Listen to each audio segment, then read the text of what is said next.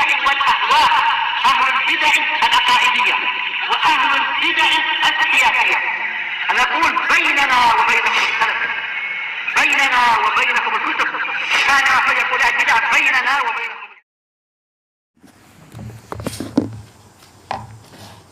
Bismillahirrahmanirrahim.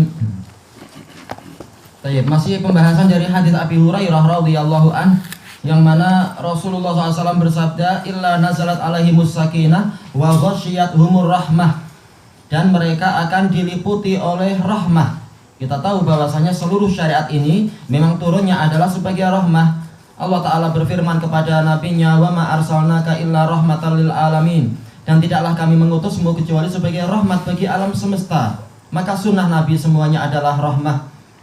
Tayyib. Demikian pula Al-Quran, Allah Ta'ala telah mensifati Al-Quran sebagai rahmah. Alif Lam Mim. Sebentar. Ayat yang apa yang membicarakan masalah rahmah itu?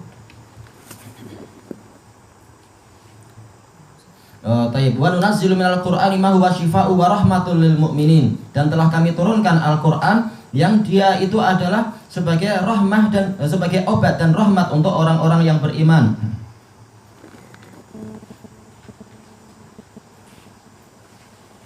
Ada ayat yang lain, Alif Lam Mim tilka ayatul kitabil mubin hudaw wa rahmatan lil muhsinin, ya, sebagai petunjuk dan rahmat bagi orang-orang yang berbuat ihsan. Jadi Al-Quran sendiri adalah rahmat. Makanya kalau di suatu majelis kita membahas Al-Quran, maka memang dia akan mendatangkan rahmat. Demikian pula kalau kita itu di majelis kita membahas masalah hadis, sama, dia juga akan mendatangkan rahmat. Itu baru dari sisi zatnya. Belum lagi kalau dari sisi pengamalannya. Kita tahu bahwasanya Al-Quran dan Sunnah kalau diamalkan, maka ini memang akan mendatangkan rahmat. Allah Ta'ala telah berfirman, walau anna ahlal qura amanu wattaqau lafatahna alaihim barakatim minas sama'i wal ard. Seandainya penduduk kota-kota itu mau beriman dan bertakwa. Apa itu iman dan takwa? Yaitu menjalankan Al-Quran, menjalankan ajaran As-Sunnah. Niscaya kami akan bukakan untuk mereka keberkahan di langit dan di bumi. Apa kaitan keberkahan dengan rahmat? Syekhul Islam Ibnu Taimiyah mengatakan ar-rahmah adalah apa? Ismun jami'un likulli khair, yaitu suatu nama yang mencakup segala jenis kebaikan. Berarti apa? Barokah masuk di situ. Maka pelaksanaan Al-Quran dan As-Sunnah itu betul-betul akan mendatangkan rahmat dari Allah Ta'ala. Belum lagi apa? Pembahasan yang banyak sekali masalah keuntungan kalau kita mau menegakkan sunnah, mengikuti kebenaran dan sebagainya. Sekian jenis rahmat itu akan datang. Kejayaan, harta, kekayaan, dan berbagai macam perkara-perkara yang lain. Demikian pula apa? Al-Quran, kalau orang itu sakit dibacakan kepadanya Al-Quran, maka dengan seizin Allah dia akan sembuh. Itu adalah bagian dari rahmat. Demikian pula apa? Kalau dia menjalankan pengobatan nabawi, dia akan sembuh dan tidak akan mendatangkan efek-efek yang aneh-aneh itu. Banyak ustadz-ustadz di Indonesia, dia berobatnya dengan obat kimiawi. Ketika dia kena gout, memang cepat sembuh, tapi apa? Setiap bulan sakit lagi.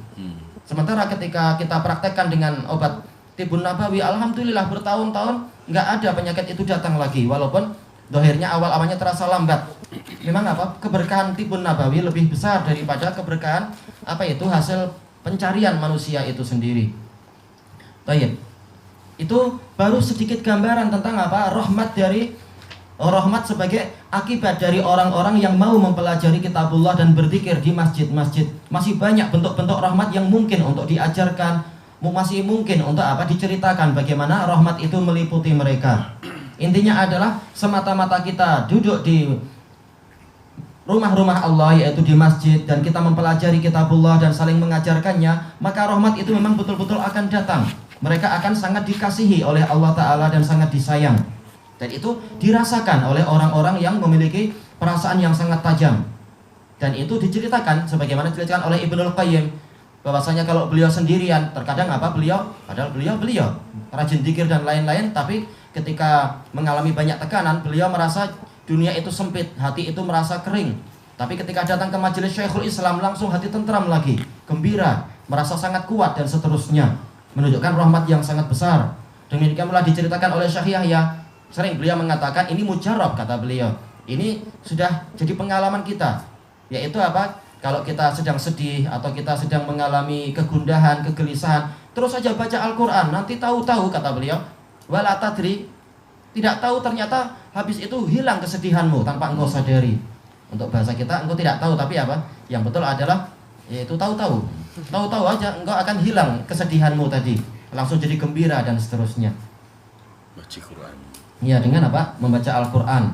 Demikian pula dijelaskan oleh para ulama, yaitu apa? Di samping membaca Al-Qur'an juga apa? Kita baca biografi para ulama yang lain. Biografi yang ada di Syiar Alamin Nubala sering dicontohkan, baca itu biografi itu. Tahu-tahu kita selesai baca itu kita gembira. Tadi seakan-akan kita melayang ke alam yang lain. Bagaimana kejadian ulama ini, bagaimana kejadian ulama itu, bagaimana kes dia di tengah malam itu, bagaimana kes dia ketika musim hujan. Kisah-kisah yang habis itu kita merasa apa itu tentram jiwa kita dan seterusnya. Tayyib wa hafathumul malaikah, dan mereka akan diliputi oleh para malaikat. Jelas sebagaimana dalam hadis yang diriwayatkan oleh Bukhari dan Muslim dari Abi Hurairah juga, yang Rasulullah SAW bersabda, innalillahi malaikatan sayyahin. Sesungguhnya Allah memiliki para malaikat yang suka berkeliling, suka berpesiar. Dalam lafaz yang lain adalah fudul. Mereka adalah para malaikat yang tidak punya tugas khusus. Nggak ada tugas khusus kecuali apa? Yatlubuna majalis dzikir. Mereka cuma mencari majelis dzikir. Nah, ketika mereka mendapatkan majelis dzikir, mereka akan bilang pada yang lain, tanadau. Mereka akan saling memanggil, halumu ila hajatikum. Kemarilah kalian ke keperluan kalian itu. Lalu mereka akan meliputi orang-orang yang dzikir tadi sampai apa? Sampai ke langit dunia. Memang malaikat sendiri besar badannya, apalagi mereka banyak, sampai penuh itu langit dunia. Padahal sini ke langit dunia itu jaraknya adalah 500 tahun perjalanan. Banyak sekali. Hatta idza faruhu, kalau mereka sudah selesai, maka yartafiuna ila rabbihim, mereka naik. Menunjukkan apa? Allah bukan di mana-mana, Allah di atas memang. Maka para malaikat naik melebihi langit ketujuh sana. Fayas'aluhum rabbuhum wa huwa a'lamu minhum. Kemudian Rabb mereka bertanya, padahal dia lebih tahu daripada mereka. Tapi terserah Allah mau bertanya dalam keadaan dia tahu. Ini terserah dia. Sebagaimana cikgu kadang menguji murid-muridnya, padahal cikgu yang tahu jawabannya. Baik, ini sesuatu yang wajar. Allah tanya, mengatakan min aina ji'tum, datang dari mana kalian itu? Maka para malaikat menyebutkan apa? Itu ji'na min majlis dzikir. Kami datang dari majelis dzikir, menyebutkan ini dan ini dan ini. Kemudian Allah Ta'ala mengatakan, ushidukum anni qad ghafartu lahum. Aku saksikan kepada kalian bahwasanya aku telah mengampuni orang-orang tadi yang hadir di majelis dzikir tadi.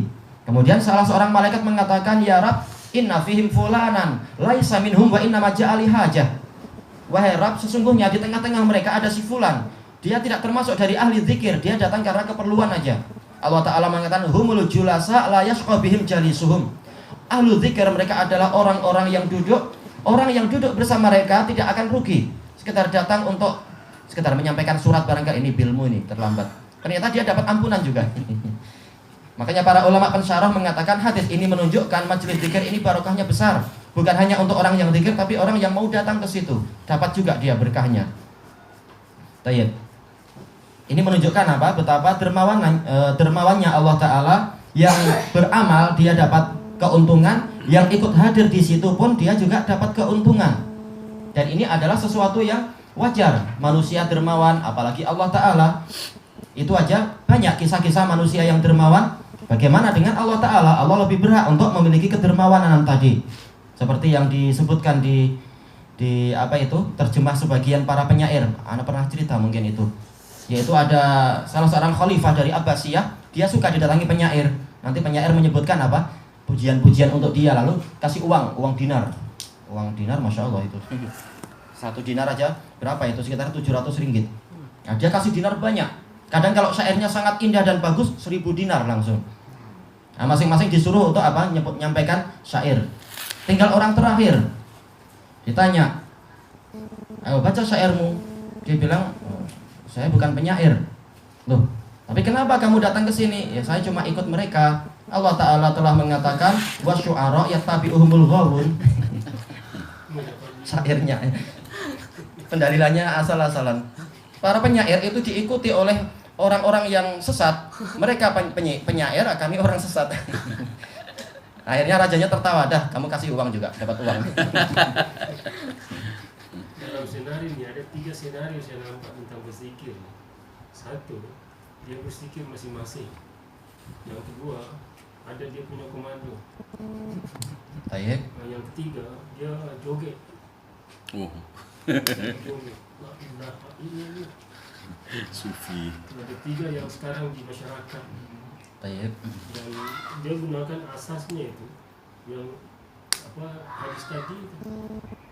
Padahal sebetulnya dalam melaksanakan satu perkara dia bukan hanya anjuran saja tapi juga harus ada penjelasan bagaimana melakukannya. Nah, itu yang betul. Rasulullah yang memberikan dalil-dalil tentang masalah zikir yang baik, tapi juga Rasulullah SAW menjelaskan bagaimana cara mempraktekannya. Harus apa? Harus ikut Rasulullah cara mempraktekkan zikir yang baik. Kalau tidak malah boleh jadi dia pulang dalam keadaan mendapatkan laknat karena ahli bid'ah itu terlaknat. Baik, inti pembahasan di sini adalah Rasulullah SAW memberikan kabar gembira kepada orang-orang yang berzikir di masjid-masjid itu bahwasanya malaikat akan mengelilingi mereka. Dan dijelaskan oleh para ulama salaf, majelis zikir adalah majelis halal wal haram. Yang lain mengatakan majelis zikir adalah majelis fikih. Maksudnya bagaimana? Yaitu Allah Ta'ala, yaitu orang-orang yang duduk di situ menjelaskan tentang keagungan nama Allah, tentang sifat Allah demikian-demikian dan konsekuensinya demikian. Ini adalah zikir. Orang diingatkan tentang Allah Ta'ala, tentang nama-namanya, konsekuensi keadilannya, konsekuensi dia itu maha adil adalah apa? Orang baik dapat kebaikan, orang yang jelek dapat hukuman yang setimpal. Itu juga majelis zikir. Kita diingatkan akan Allah Ta'ala. Juga apa? Majelis fikih adalah majelis zikir, menjelaskan hak Allah Ta'ala. Untuk apa? Orang diingatkan. Namanya zikir adalah mengingat hak Allah Ta'ala, hak untuk apa? Perintahnya dijalankan, larangannya ditinggalkan dan seterusnya.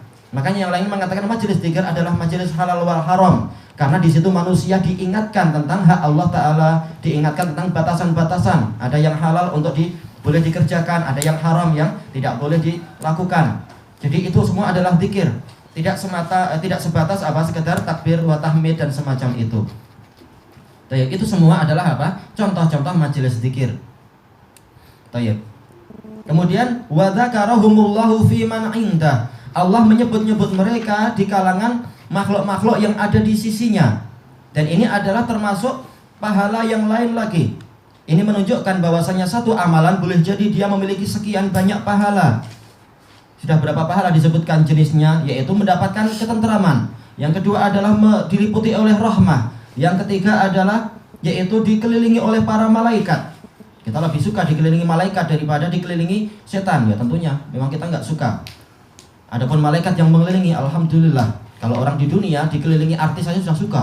Nah ini para malaikat yang perkasa itu, yang sangat baik, yang sangat berbakti. Harusnya dengan ini mereka lebih berbahagia. Tayyib. Kemudian apa? Yang keempat, yaitu Allah menyebut-nyebut mereka dengan apa? Pujian yang baik di hadapan makhluk-makhluk yang mulia yang ada di sisinya. Ini adalah sesuatu yang sangat membanggakan. Kita kalau disebut oleh raja saja dipuji-puji di hadapan para bangsawan, oh kita gembira. Ini yang memuji kita bukan sembarangan, bahkan apa? Rabbul Alamin memuji kita di hadapan para bidadari itu, memuji kita di hadapan barangkali apa? Para syuhada yang di sisi Allah, di hadapan para malaikat dan sebagainya.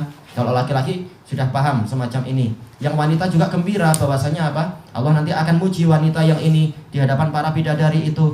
Dan kita tahu bahwasanya wanita solihah di dunia nanti kalau masuk surga maka derajatnya lebih tinggi daripada bidadari yang asli. Karena apa? Karena yang ini memang sudah mendapatkan sekian banyak ujian dan dia berjaya. Maka derajatnya lebih tinggi daripada yang tidak pernah mendapatkan ujian. Sebagaimana dijelaskan oleh para ulama, dijelaskan oleh Ibnul Qayyim, dijelaskan oleh Ibnu Utsaimin dan lain-lain.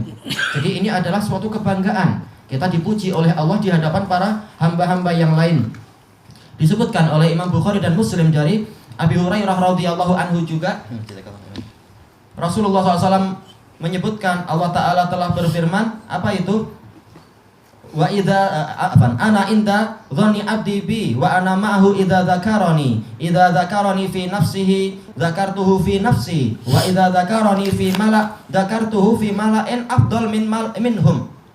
Aku itu sesuai dengan persangkaan hambaku, dan aku akan selalu bersama hambaku selama dia mengingatku. Kalau dia mengingatku sendirian, maka aku juga akan kalau dia mengingatku di dalam dirinya, aku akan mengingat dia di dalam diriku. Kalau kita sudah diingat Allah, maka jangan khawatir dalam suasana kecemasan apapun, Allah Ta'ala tidak lupa pada kita. Kalau tidak lupa berarti apa? Allah akan siap menolong dan membantu kita. Ma'ruf hadis hadis Ibnu Abbas dan lain-lain itu. Dan kalau dia menyebut-nyebut aku di tengah orang-orang yang mulia itu, dia tidak lupa untuk selalu mengingatkan orang mulia tentang Allah Ta'ala. Bukan hanya kita mengingatkan mereka tentang bisnis ini, proyek itu, bukan. Kita ingatkan itu para CEO dan lain-lain itu tentang Allah dan sebagainya. Maka aku akan menyebut-nyebut dia di hadapan makhluk-makhluk yang ada di sisiku. Allah Ta'ala memuji kita di hadapan para makhluk-makhluk mulia yang ada di sampingnya. Tayyib. Ini adalah karunia yang sangat besar. Jelasan sesuai dengan amalan. Wa man batta'a bihi amaluh lam yusri' bihi nasabuh. Barang siapa amalannya itu lambat, maka nasabnya itu tidak akan mempercepat dia. Ini menunjukkan bahwasanya sesuatu yang paling penting itu di sisi Allah bukan apa? Bukan nasabnya, tetapi yang paling penting adalah amalannya. Bukan Allah Ta'ala nanti akan melihat engkau dari suku bangsa apa, atau warna kulitmu apa, ataukah darahmu itu biru atau pelangi kalau ada. Tetapi amalan dia bagaimana, masalah sholatnya, masalah zakatnya, masalah hajinya, dan seterusnya. Yang ditanyakan adalah itu, bukan masalah nasab. Dan dalil-dalil tentang masalah ini banyak sekali. Di hari kiamat Allah Ta'ala telah berfirman, wa taqatta'at bihimul asbab. Hubungan di antara mereka itu telah terputus. Berarti apa? Nasab tidak ada lagi bermanfaat. Yauma yafirul mar'u min akhihi wa ummihi wa abihi, dan seterusnya. Pada hari di mana seseorang lari dari saudaranya, lari dari ibu dan ayahnya, dan seterusnya itu. Nasab tidak ada lagi manfaatnya. Tetapi yang bermanfaat sekarang adalah amalan dia. Hanya amalan dia nanti yang akan menyelamatkan dia, baik di alam kubur, demikian pula di hari kiamat. Sebagaimana diriwayatkan oleh Imam Al-Hakim dan juga yang lain-lain. Dan ini adalah sanadnya sahih kepada siapa itu? Ibnu Mas'ud radhiyallahu anhu. Dan ini mauquf tetapi lahu hukmul marfu', bahwasanya nanti orang kalau sudah di alam kubur maka dia akan didatangi azab.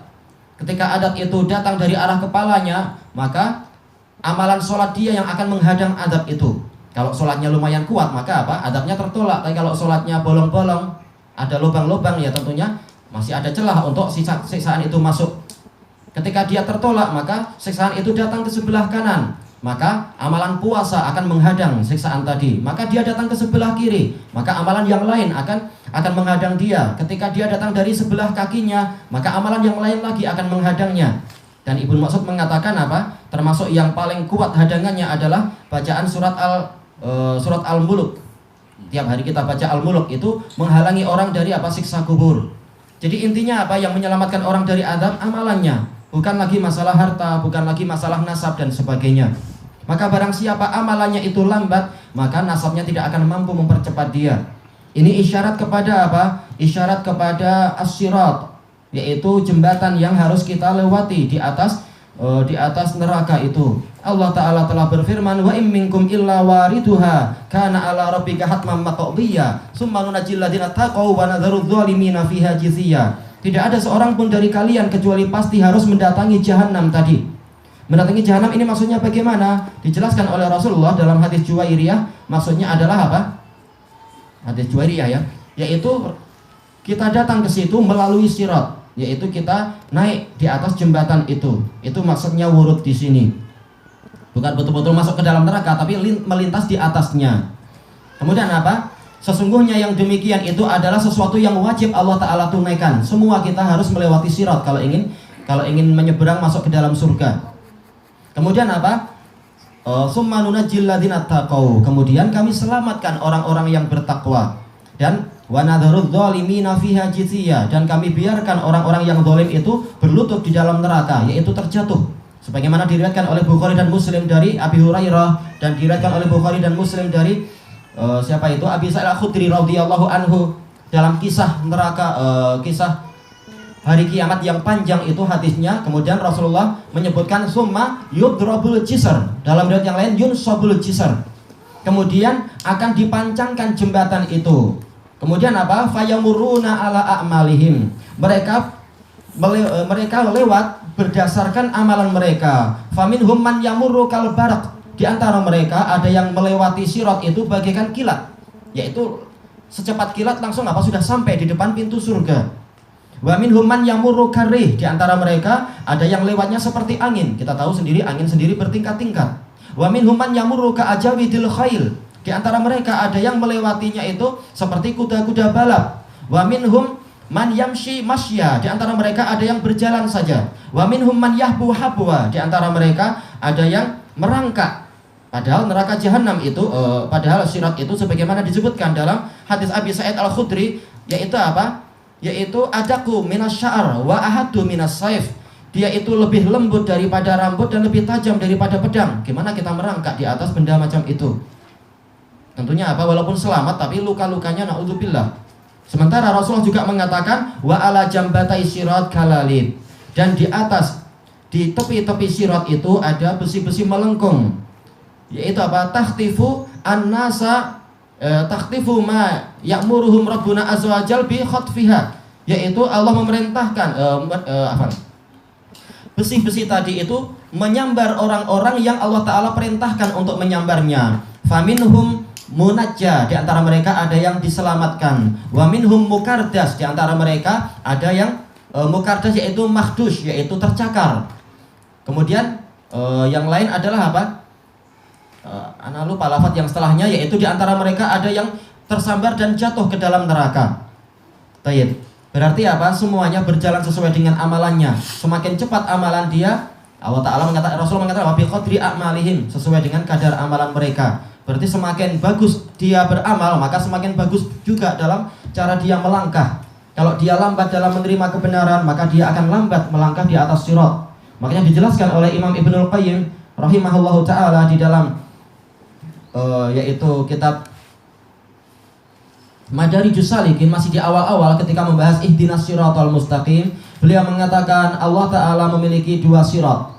Sirat di dunia yaitu syariat Rasulnya, dan sirat di akhirat yaitu yang ada di atas neraka jahanam itu. Kemudian beliau mengatakan bahwasanya al jaza min jinsil amal wa kama tadinu tudan, balasan sesuai dengan amalan dan sebagaimana engkau berbuat begitu pula engkau akan diperlakukan. Tayyib. Kemudian beliau mengatakan barang siapa ingin mengetahui bagaimana cara dia melangkah di atas sirat yang di neraka itu, maka sila dia melihat bagaimana melangkah dia di dunia ini terhadap syariat Allah. Kalau dia cepat menerima kebenaran, maka cepat juga dia dalam melangkah di sana. Kalau di dunia dia juga berlambat-lambat, maka di sana dia juga akan lambat.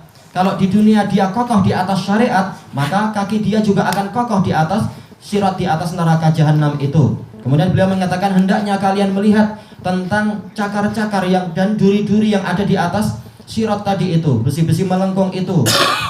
Kemudian beliau mengatakan fa innaha syubhatun wa syahawat takhtifun nas an mururihim. Dia itu di dunia adalah syubhat dan syahwat yang menyambar-nyambar manusia dari langkah mereka itu.